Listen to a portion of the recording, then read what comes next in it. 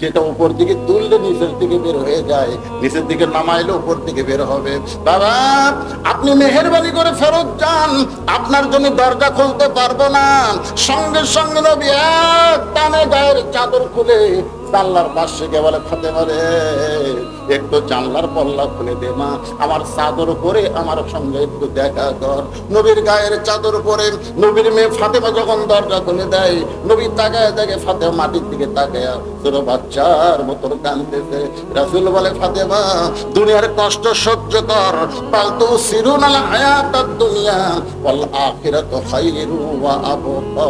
আল্লাহ তোকে জান্নাতে নাজ নিয়ামত ভরপুর করে দিবে।